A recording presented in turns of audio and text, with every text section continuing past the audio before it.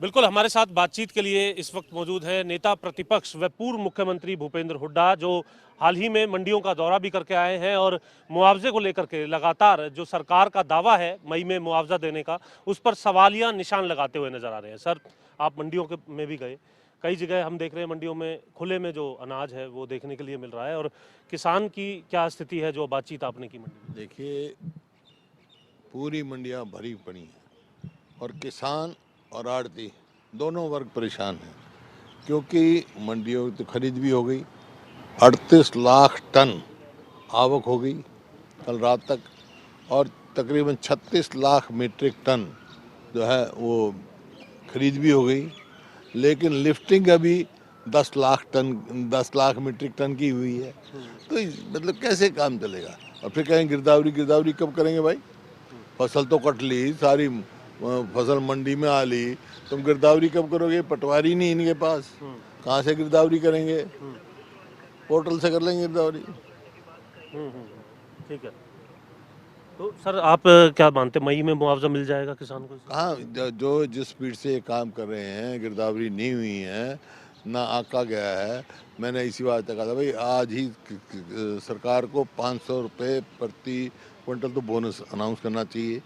और जो value cut है जो केंद्र सरकार ने, वो सारे इनको हरियाणा सरकार को वहन करनी चाहिए और किसान को एमएसपी देना चाहिए और तुरंत इसकी लिफ्टिंग होनी चाहिए। किसान और भारी नुकसान उठाने की क्षमता नहीं है। आपकी सरकार के जो मुआवजा दिया गया था उसके आंकड़े को सामने रख रही है, कह रही है कि जितना 10 साल में दिया इतना तो हमने शुरुआती तौर पे ही किसानों को मुआवजा दिया। तो किसान हितैषी होने का जो दावा है वो कम से कम कांग्रेस या फिर हुड्डा सरकार हमारे समक्ष ना करे। नहीं, क्या करेंगे? हमने तो किसानों का जो ब्याज जो है 4% कर दिया था, पूरे देश में कर दिया था।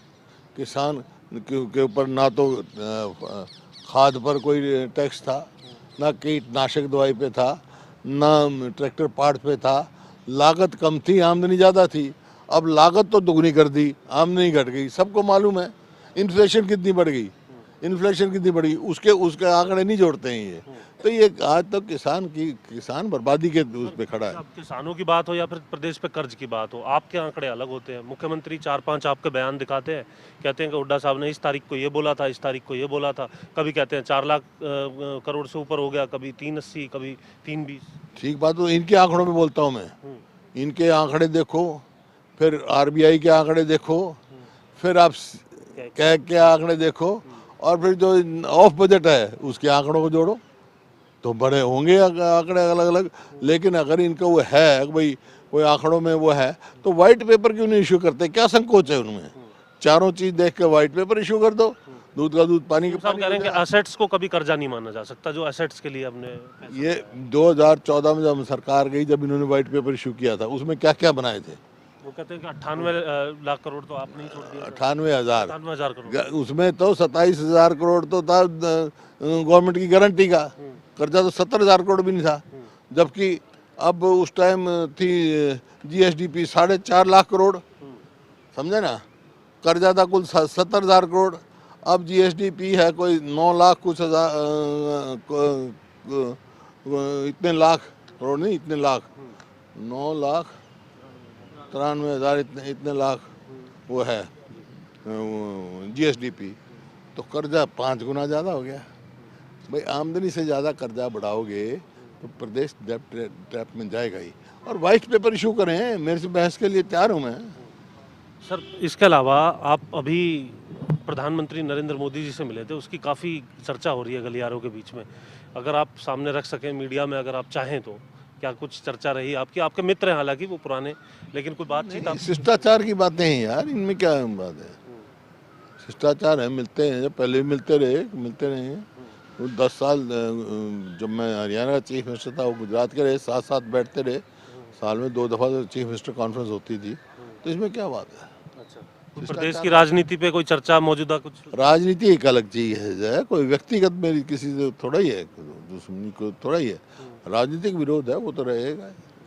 सर, कांग्रेस कोई सर्वे भी करा रही है, सुनने में आ रहा है कि इस बार जो टिकटें दी जाएंगी वो सर्वे पर आधारित दी जाएंगी, चेहरे पर आधारित टिकटें नहीं होंगी। बिल्कुल सर्वे कराएंगे, और जो है, जो सबसे मजबूत कैंडिडेट होगा उसका नाम रिकमेंड करके भेजेंगे। चांदवीर माफी चाहेंगे, कृष्ण मूर्ति हुड्डा एक बार फिर दोबारा मुखर होकर के आपके खिलाफ बोल रहे हैं, उस पर क्या कहेंगे आप? कोई बात नहीं, मर्जी है, प्रजातंत्र है। तुम बोल ले मेरे खिलाफ, वो बोल ले खिलाफ, मेरे हक में बोल लो, उसमें कोई बात नहीं। जिसका सबका अपना अपना अधिकार है, जिसको जो अच्छा लगे वो करो।